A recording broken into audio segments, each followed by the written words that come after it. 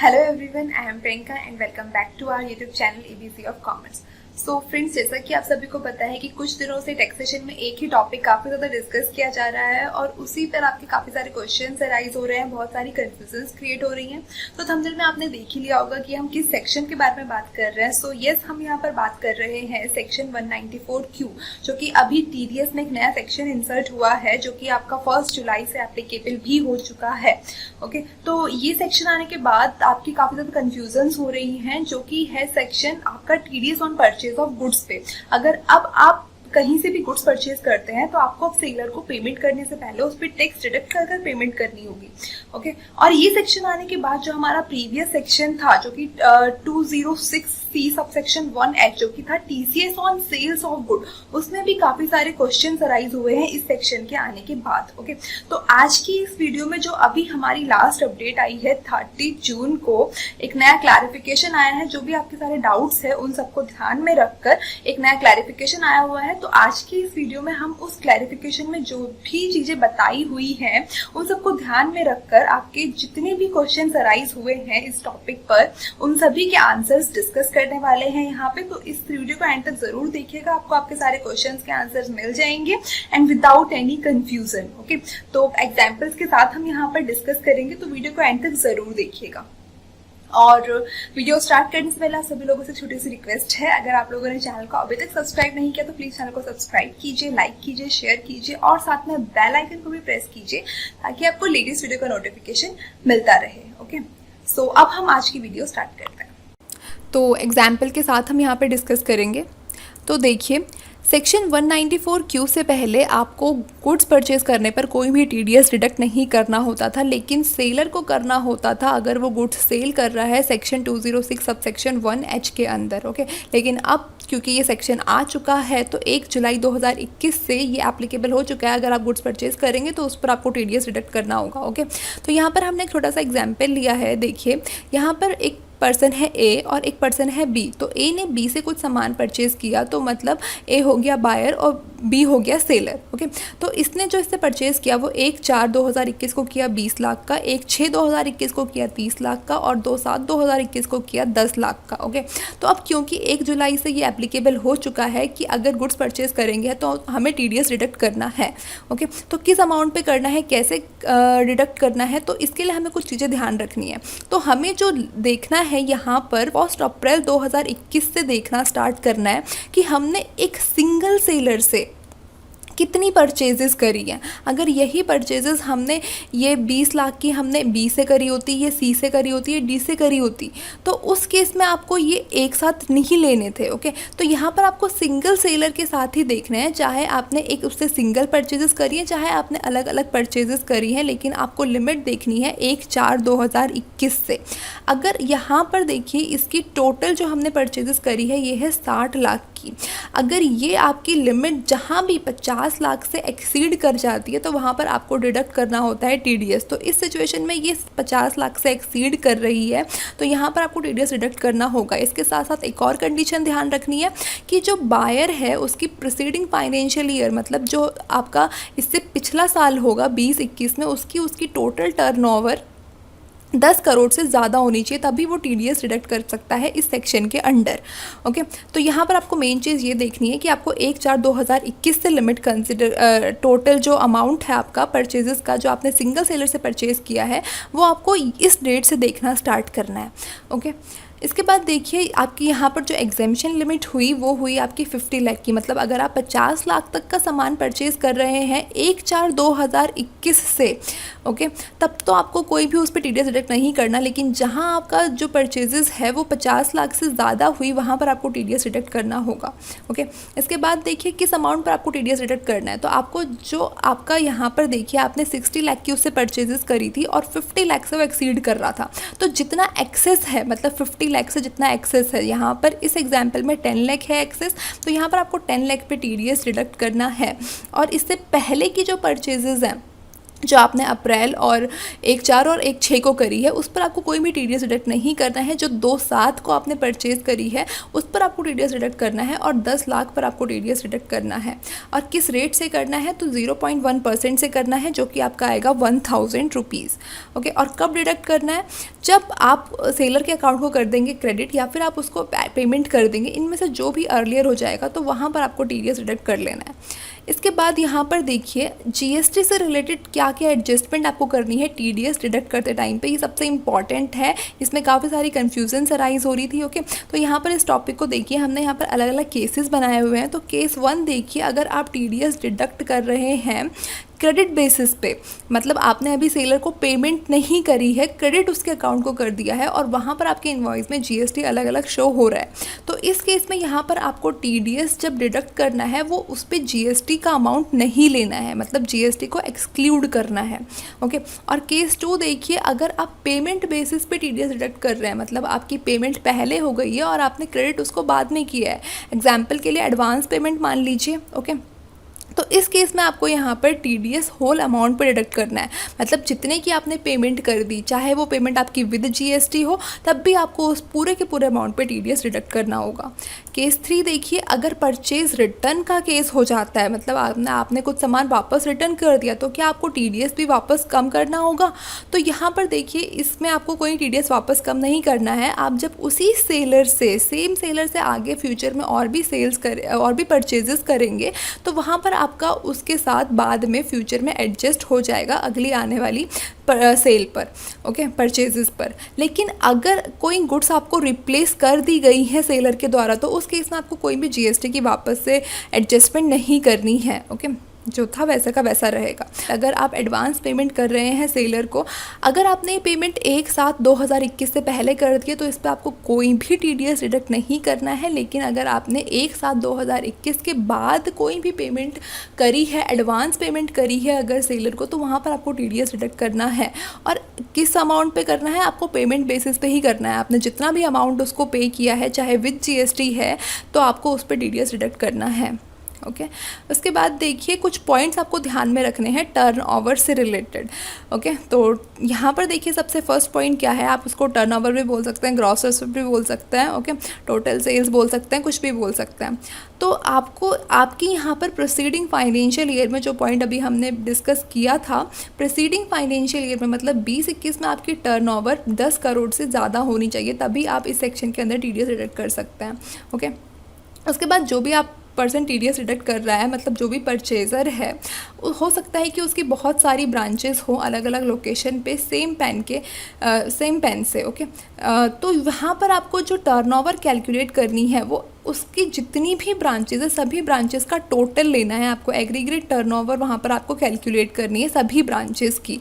Okay, उसके बाद next point यहाँ पर देखिए, अगर आप कि कोई भी ऐसी रिसिप्ट्स है जो आपको नॉन बिजनेस एक्टिविटी से हुई है, मतलब यहाँ पर आपको जो रिसिप्ट्स या फिर सेल्स या फिर टर्नओवर, आपको सिर्फ वही लेनी है जो आपकी मेन बिजनेस एक्टिविटी से रिलेटेड है। ओके, इसके अलावा अगर आपको कहीं से कुछ भी रिसिप्ट्स हो रही है, तो आप उसको टर्नओवर में कैलकुलेट नहीं करेंगे।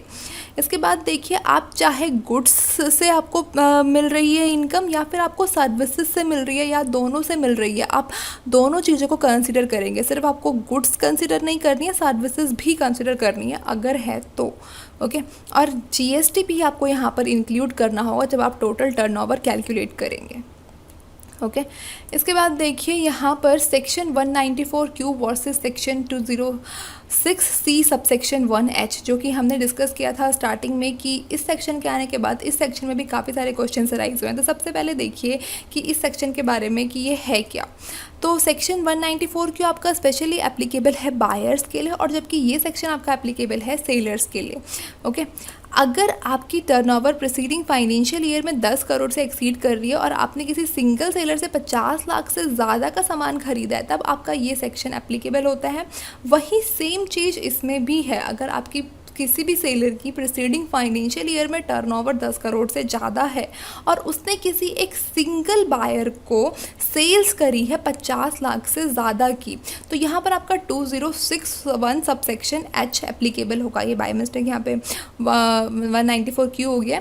यहाँ पर आपका इस केस में आपका 206C सबसेक्शन 1H एप्लीकेबल होगा। ओके, तो कब कौन सा सेक्शन आपको अप्लाई करना है, क्योंकि कंडीशंस दोनों की सेम है, उसमें भी 10 करोड़ से ज़्यादा हो रहा है और इसमें भी 10 करोड़ से ज़्यादा, और इसमें भी आपकी परचेज सेल 50 लाख ही है। तो आपको कौन सी सिचुएशन में कौन सा सेक्शन यूज़ करना है, तो इसे समझने के लिए हमने यहाँ पर एक एग्जाम्पल लिया है। तो यहाँ पर देखिए केस 1, देखिए यहाँ पर जो सेलर की टर्नओवर है ये है आपकी 9 करोड़ और बायर की टर्नओवर है 11 करोड़। ओके, जबकि कंडीशन क्या कहती है, सेलर तभी TCS कलेक्ट कर सकता है जब इसकी टर्नओवर 10 करोड़ से ज़्यादा है। तो यहाँ पर सेलर तो TCS नहीं कलेक्ट कर सकता। ओके, लेकिन यहाँ पर बायर की कंडीशन पूरी हो रही है। सेक्शन 194 की कंडीशन क्या है कि यहाँ पर बायर TDS डिडक्ट कर सकता है अगर उसकी टर्नओवर प्रीसीडिंग फाइनेंशियल ईयर में 10 करोड़ से एक्सीड कर रही है। ओके, तो यहाँ पर इसकी टर्नओवर 11 करोड़ है, मतलब 10 करोड़ से एक्सीड कर रही है, तो एक कंडीशन तो इसकी पूरी हो गई। दूसरी कंडीशन ये कहती है कि उसने जो उससे परचेजेस करी हैं, सेलर से उसने परचेजेस करी हैं, वो 50 लाख से एक्सीड होनी चाहिए। तो यहाँ पर 60 लाख की उसने परचेजेस करी हैं जो कि 50 लाख से एक्सीड है।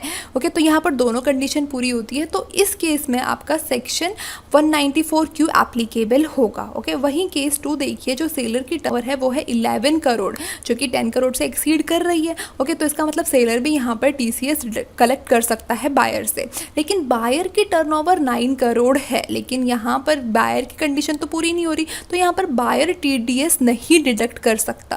तो यहाँ पर 194Q तो आपका एप्लीकेबल नहीं होगा। ओके, तो यहाँ पर 206C सबसेक्शन 1H एप्लीकेबल होगा। लेकिन इसके लिए भी दूसरी कंडीशन कहती है कि जो उसने गुड्स सेल करी हो 50 लाख से ज़्यादा की करी हो, तो उसने 50 लाख से ज़्यादा की गुड्स सेल करी है, तो यहाँ पर आपका 206C सबसेक्शन 1H लगेगा। ओके, 194Q नहीं लग सकता। केस 3 देखिए, बायर की भी टर्नओवर 12 करोड़ है और सेलर की भी टर्नओवर 12 करोड़ है, मतलब दोनों की इक्वल टर्नओवर है और दोनों की टर्नओवर जो है 10 करोड़ की लिमिट को एक्सीड कर रही है। ओके, तो यहाँ पर तो दोनों एलिजिबल है। पहली कंडीशन तो दोनों की पूरी हो गई और दूसरी कंडीशन भी दोनों की पूरी हो रही है, क्योंकि जो दूसरी कंडीशन थी वो थी 50 लाख से ज़्यादा की परचेज या फिर सेल होनी चाहिए। ओके, तो यहाँ पर 50 लाख से ज़्यादा की है, तो यहाँ पर दोनों कंडीशन सेल 194Q और 206 दोनों एप्लीकेबल है, बट स्टिल यहाँ पर प्रेफरेंस दी जाएगी 194Q को।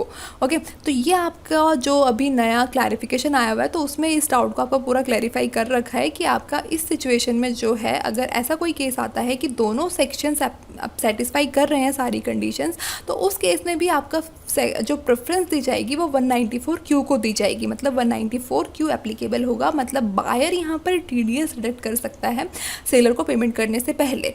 लेकिन किसी भी केस में, तीनों में से किसी भी केस में, अगर सेलर ने पहले ही कोई TCS कलेक्ट कर लिया है, ओके, जब बायर डिडक्ट करे TDS, उससे पहले ही अगर सेलर ने TCS कलेक्ट कर लिया है, तो उस केस में बायर दोबारा से TDS डिडक्ट नहीं करेगा।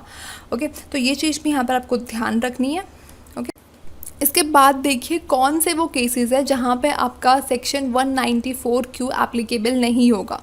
तो सबसे पहला केस है, अगर कोई नॉन रेजिडेंट सेलर है तो उस केस में आपका ये सेक्शन एप्लीकेबल नहीं होगा। सेम अगर कोई आप नॉन रेजिडेंट बायर है तो उस केस में भी आपका ये सेक्शन एप्लीकेबल नहीं होगा, मतलब इंपोर्ट एक्सपोर्ट दोनों केसेस में आपका ये सेक्शन एप्लीकेबल नहीं है। उसके बाद नेक्स्ट देखिए, अगर TDS का कोई दूसरा सेक्शन एप्लीकेबल हो रहा है या फिर कोई 206 मतलब TCS का कोई सेक्शन एप्लीकेबल हो रहा है, तब भी आपका ये 194Q सेक्शन एप्लीकेबल नहीं होगा। लेकिन अगर 206C सबसेक्शन 1H अगर एप्लीकेबल हो रहा है तो 194Q भी एप्लीकेबल होगा और प्रेफरेंस दी जाएगी 194Q को। ओके, उसके बाद देखिए, अगर कोई इंटर ब्रांच ट्रांसफ़र हो रहा है, मतलब अगर एक ब्रांच ने दूसरी ब्रांच से गुड्स परचेज करी हैं, तो उस केस में कोई ये वाला TDS जो है एप्लीकेबल नहीं होगा 194Q के अंडर, क्योंकि ये एक्चुअल में कोई भी परचेजेस नहीं है। ठीक है, यहाँ पर बायर और सेलर का रिलेशन होना ज़रूरी है। उसके बाद देखिए, ये एप्लीकेबल नहीं होगा अगर सेलर, जो भी सेलर है उसकी इनकम टोटली एग्जेम्प्ट है टैक्स से, या फिर अगर उसका कुछ पार्ट एग्जेम्प्ट है ना तो 94Q एप्लीकेबल होगा। लेकिन अगर फुल्ली एग्जेम्प्ट है उसकी सारी इनकम टैक्स से, तो वहाँ पर आपका ये सेक्शन एप्लीकेबल नहीं होगा। अगर आपने कोई इमूवेबल प्रॉपर्टी परचेज करी है तो उस केस में भी आपका ये सेक्शन एप्लीकेबल नहीं होगा। ओके, और इलेक्ट्रिसिटी के केस में भी आपका ये एप्लीकेबल नहीं है। अगर आपका कोई मतलब आपने इसी साल बिज़नेस स्टार्ट किया है 2021-22 में, मतलब 1 अप्रैल 2021 को भी अगर आपने अपना बिज़नेस स्टार्ट किया है, ठीक है, तो या फिर उसके बाद किया हुआ है, तो उस केस में भी आपका यहाँ पर ये सेक्शन एप्लीकेबल नहीं होगा। ओके, उसके बाद देखिए, not applicable for transaction in securities and commodities which are traded through. अगर रिकग्नाइज स्टॉक एक्सचेंज के थ्रू आप अगर इन सब की ट्रांजेक्शन कर रहे हैं तो इस केस में भी आपका ये सेक्शन एप्लीकेबल नहीं होगा, क्योंकि इनको गुड्स के अंदर कंसिडर नहीं किया गया है। उसके बाद कुछ और पॉइंट्स देखिए इस सेक्शन से रिलेटेड। अगर सेलर का पैन अवेलेबल नहीं है तो TDS आपका हाइयर रेट से डिडक्ट होगा, जो कि 5% है, और बाकी केसेस में ये आपका 20% होता था, बट यहाँ पर गुड्स के केस में जो है आपका 5% है। उसके बाद देखिए, बायर जो है यहाँ पर लोअर टैक्स डिडक्शन के लिए सर्टिफिकेट इशू नहीं कर सकता इस सेक्शन के अंडर, जबकि जो हमारे बाकी TDS के प्रोविजंस हैं उस केसेस में आप जो है ये लोअर टैक्स डिडक्शन का सर्टिफिकेट इशू कर सकते हैं, लेकिन यहाँ पर नहीं कर सकता बायर। ठीक है, अगर कोई भी एक्सपेंसेस आपने गुड्स को परचेज़ करते टाइम पे किया है और वो आपके इन्वॉइस में शो कर रहा है, तो उस एक्सपेंसेस को भी हम जो है गुड्स की वैल्यू में ऐड करेंगे। और ये सेक्शन आपका अगर आपने कोई कैपिटल गुड्स परचेज़ करी है उसमें भी एप्लीकेबल होगा। अगर आपने कोई कैन सॉफ्टवेयर परचेज़ किया है या फिर कोई ऑफ द शेल्फ सॉफ्टवेयर, मतलब जो ऐसे सॉफ्टवेयर जो आपके कस्टमाइज़ नहीं है, आप उनको अपने अकॉर्डिंग कस्टमाइज़ नहीं करा रहे, अपने अकॉर्डिंग डिज़ाइन नहीं करा रहे, ओके, तो उन सॉफ्टवेयर्स को भी आपकी गुड्स में इंक्लूड करा गया है और ऐसे गुड्स पर TDS एप्लीकेबल होगा। तो आपको यहाँ पर ये चीज़ ध्यान देनी है। अगर आपने कोई ज्वेलरी परचेज़ करी है, मैटर नहीं करता कि वो आपका बिजनेस से कनेक्टेड है या नहीं है, बस आपको ये ध्यान रखना है कि आपकी प्रीसीडिंग फाइनेंशियल ईयर में टर्नओवर एक्सीड होनी चाहिए 10 करोड़ से ज़्यादा, और परचेजेस आपकी जो है आपने करी है सिंगल सेलर से 50 लाख से ज़्यादा की होनी चाहिए। ओके, तब आप TDS डिडक्ट कर सकते हैं। आप ये नहीं कहा गया कि परचेजेस आपकी बिजनेस से रिलेटेड होनी चाहिए। तो अगर आप ज्वेलरी परचेज कर रहे हैं पर्सनल यूज़ के लिए, यहाँ पे TDS डिडक्ट करेंगे। इससे रिलेटेड कोई भी डाउट है तो आप कमेंट बॉक्स में क्वेश्चन करके पूछ सकते हैं।